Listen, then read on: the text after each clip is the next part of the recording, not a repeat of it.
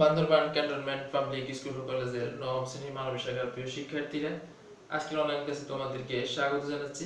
প্রিয় শিক্ষার্থীরা, আশা করছি তোমরা সকলেই সুস্থ আছো, নিরাপদে আছো। আজকে আমরা বাংলাদেশের ইতিহাস ও বিশ্ব সভ্যতার সপ্তম অধ্যায়ের একটি বিষয় নিয়ে আলোচনা করব। আজকে আমাদের আলোচ্য বিষয় হচ্ছে মধ্যযুগে বাংলার অর্থনৈতিক অবস্থা ও ব্যবসা বাণিজ্য। প্রিয় শিক্ষার্থীরা, আমরা জানি বাংলাদেশ একটি নদীমাতৃক দেশ এবং প্রাচীনকাল থেকেই বাংলাদেশের ভূমি বেশ উর্বর এবং এই দেশের ভূমি উর্বর হওয়ার কারণে এই দেশ ছিল সুজলা সুফলা শস্য শ্যামলা একটি দেশ। আর এই সময় এখানকার ভূমি বেশ উর্বর হওয়ার কারণে এখানে যে সকল নানা ধরনের শস্য ফসল উৎপাদিত হতো। মধ্যযুগে বাংলাদেশ যে সকল শস্য ফসল উৎপাদিত হতো সে সকল উৎপাদিত পণ্যের মধ্যে উল্লেখযোগ্য হচ্ছে ধান, গম, তুলা, ইক্ষু, পাট, আদা, তিল, শিম, সরিষা, ডাল ইত্যাদি। এবং এখানে বাংলাতে প্রচুর পরিমাণ ধান উৎপাদিত হওয়ার কারণে আমাদের প্রধান খাদ্যদ্রব্য হচ্ছে ভাত। এটা ছাড়াও এখানে নানা ধরনের মশলা জাতীয় পণ্যদ্রব্য উৎপাদিত হতো, সেগুলো হচ্ছে পেঁয়াজ, রসুন, হলুদ এবং এখানে নানা ধরনের ফল ফলাদি উৎপাদিত হতো। সেই সকল ফল ফলাদির মধ্যে উল্লেখযোগ্য হচ্ছে আম, কাঁঠাল, কলা, খেজুর, পান, সুপারি, নারিকেল। এবং একসময় বাংলাতে মধ্যযুগে গালা বা দ্রাক্ষা উৎপাদিত হতো। এবং যখন বাংলাতে মুসলিম শাসনের সূচনা হয় তখন সেখানে পাট এবং রেশম চাষ শুরু হয়। তো বাংলাতে যে সকল শস্য ফসলাদি উৎপাদিত হতো সেগুলা তাদের নিজেদের চাহিদা মিটিয়ে উদ্বৃত্ত অংশ সেগুলা বিদেশে রপ্তানি করা হতো। এভাবেই বাংলাতে নানা ধরনের শিল্প কাঠামো গড়ে ওঠে এবং বাংলাতে মধ্যযুগে যে সকল বৃহৎ শিল্পগুলো গড়ে ওঠে তার মধ্যে উল্লেখযোগ্য হচ্ছে বস্ত্র শিল্প, চিনি ও গুড় শিল্প, নৌকা ও জাহাজ নির্মাণ শিল্প। আর যদি আমরা বস্ত্রের কথা বলতে চাই, এক সময় ঢাকা ছিল মসলিন কাপড়ের জন্য বিখ্যাত। আর মসলিন হচ্ছে এমন একটি কাপড় যেটি অত্যন্ত সূক্ষ্ম এবং এটার মান ছিল অনেক উন্নত এবং ইউরোপের বাজারে এই মসলিন কাপড়ের চাহিদা ছিল অত্যন্ত ব্যাপক। এই মসলিন কাপড়ের একটি অন্যতম বৈশিষ্ট্য হচ্ছে প্রায় 20 গজ কাপড়কে একটি নকশি কোটার মধ্যে, নকশি কোটা বলতে নাকের যেসব অলংকার আছে এগুলা যে কোটার মধ্যে ভরে রাখা যায় ওগুলোকে বলা হয় নকশি কোটা। এরকম একটি নকশি কোটার মধ্যে অনায়াসে 20 গজ কাপড়কে ভরে রাখা যেত এবং এই মসলিন কাপড়ের জন্য একসময় ঢাকা বিখ্যাত ছিল। এছাড়াও বাংলার মানুষের ব্যবহারের জন্য এখানে নানা ধরনের রঙিন কাপড় চোপড় তৈরি করা হতো এবং বিদেশে রপ্তানি করার জন্য এখানে সাদা কাপড় তৈরি করা হতো। বাংলাতে এই যে সকল এই বৃহৎ শিল্পগুলো ছাড়াও এখানে নানা ধরনের ক্ষুদ্র ও কুটির শিল্প গড়ে ওঠে। বাংলাতে মধ্যযুগে যে সকল ক্ষুদ্র ও কুটির শিল্পগুলো গড়ে ওঠে তার মধ্যে উল্লেখযোগ্য হচ্ছে বিভিন্ন কৃষি যন্ত্রপাতির তৈরি। যেহেতু বাংলাদেশ একটি কৃষি প্রধান দেশ এবং এই দেশের অধিকাংশ মানুষের পেশা ছিল কৃষি, এর জন্য কৃষি কাজে ব্যবহার্য যে সকল জিনিসপত্র সে সকল জিনিসপত্র বাংলার মানুষরা তারা নিজেরাই তৈরি করত। এখানে একটা বিষয় বলতে হয়, বাংলার অধিকাংশ মানুষের পেশা কৃষি থাকলেও বাংলাতে চাষাবাদ পদ্ধতি ছিল মান্দাতার আমলের অনুন্নত এবং এই আধুনিক যুগের সেচ ব্যবস্থার মতো কোনো সেচ ব্যবস্থা বাংলাতে ছিল না এবং বাংলার কৃষকদেরকে সাধারণত পানির জন্য বৃষ্টির উপর নির্ভর করতে হতো। এরপরেও বাংলাতে প্রচুর পরিমাণ কৃষি দ্রব্যাদি উৎপাদিত হতো। আচ্ছা, আমরা যে ক্ষুদ্র শিল্পের কথা বলছিলাম, যে বাংলাতে যেহেতু অধিকাংশ মানুষ কৃষক ছিল তাদের কৃষিকাজে ব্যবহার্য জিনিসপত্র সেগুলাকে কেন্দ্র করে কৃষি যন্ত্রপাতি তৈরি করা ক্ষুদ্র কুটির শিল্প গড়ে ওঠে এবং সেখানে নানা ধরনের ধাতব জিনিসপত্র বিশেষ করে তরবারি, ছুরি, কাঁচি, কোদাল ইত্যাদি তৈরি হতো।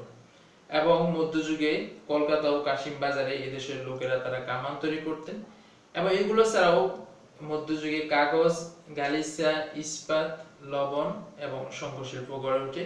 শঙ্খ শিল্পের জন্য ঢাকা ছিল একটি বিখ্যাত। ঢাকার যে শাঁখারী বাজার, সেই শাঁখারী বাজার সেই শঙ্খ শিল্পের স্মৃতি আজও বহন করছে। বাংলাদেশ বেশিরভাগ যে সকল জিনিসপত্র উৎপাদিত হতো সেগুলো নিজেদের চাহিদা মিটিয়ে উদ্বৃত্ত থাকার কারণে সেগুলো বিদেশে রপ্তানি করা হতো। আর বাংলা থেকে বেশিরভাগ জিনিসপত্র রপ্তানি করা হতো। তো বাংলা থেকে মধ্যযুগে যে সকল জিনিসপত্র রপ্তানি করা হতো তার মধ্যে উল্লেখযোগ্য হচ্ছে চাল, তামাক, সুপারি, পাট, বিভিন্ন ধরনের ফল, লবণ, গালা, আফিম, মশলা, ঔষধ, সুতি কাপড়, মসলিন, রেশমি কাপড়, চিনি ও গুড়, আদা, লঙ্কা ইত্যাদি। বাংলা থেকে বেশিরভাগ জিনিসপত্র বিদেশে রপ্তানি করা হতো এবং খুব সামান্য সংখ্যক অল্প সংখ্যক জিনিস বিদেশ থেকে আমদানি করা হতো।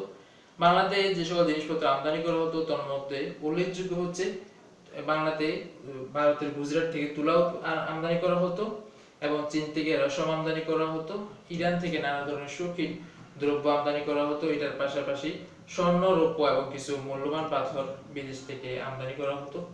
বাংলাদেশ ব্যবসা বাণিজ্যের উন্নতির কারণে এবং এইগুলা বিদেশ থেকে আমদানি এবং বিদেশে রপ্তানি করার কারণে বাংলাদেশে অনেক সমুদ্র এবং নদী বন্দর গড়ে ওঠে।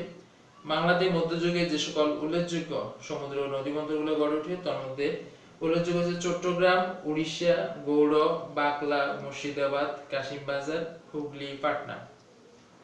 এগুলা মধ্যযুগের সমুদ্র ও নদী বন্দর ছিল এবং এই সকল সমুদ্র এবং নদী বন্দর দিয়ে বিদেশে জিনিসপত্র আমদানি এবং রপ্তানি করা হতো।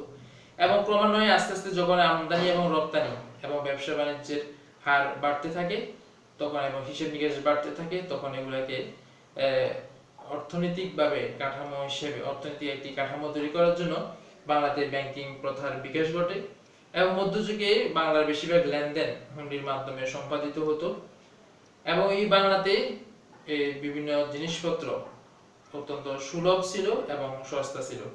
আমরা একজন বিখ্যাত মুসলিম পর্যটকের কথা বলতে পারি, ইবনে বতুতা। তিনি তার একটি বিখ্যাত ভ্রমণ গ্রন্থ রচনা করেছেন কিতাব আর রেহলা নামক।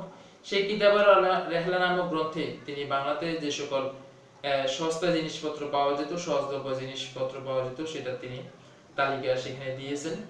এবং আমরা বিখ্যাত সুবাদার শায়েস্তা খানের কথা বলতে পারি। তার সময় জিনিসপত্র এত সস্তা ছিল যে টাকায় 8 মণ চাল পাওয়া যেত। তো বাংলাদেশ জিনিসপত্র সস্তা এবং সহজলভ্য হওয়া সত্ত্বেও এখানে ধনী, বিত্তশালী এবং ঐশ্বর্যশালী ব্যক্তি যেমন ছিল ঠিক একইভাবে আমরা সমসাময়িক সাহিত্য এবং ইতিহাস গ্রন্থ থেকে এদেশে প্রচুর দরিদ্র লোকের কথাও জানতে পারি। এদেশে জিনিসপত্র সহজলভ্য এবং সস্তা হওয়া সত্ত্বেও সাধারণ জনগণ এবং কৃষকদের সে সকল জিনিসপত্র ক্রয় ক্ষমতা তাদের নাগালের বাইরে ছিল। এবং বাংলাতে যে সকল যে ব্যবসা বাণিজ্য, ক্ষুদ্র এবং কুটির শিল্পগুলো গড়ে ওঠে এখানে স্থানীয় ব্যবসায়ীদের প্রাধান্য এবং কর্তৃত্ব খুব কমই ছিল।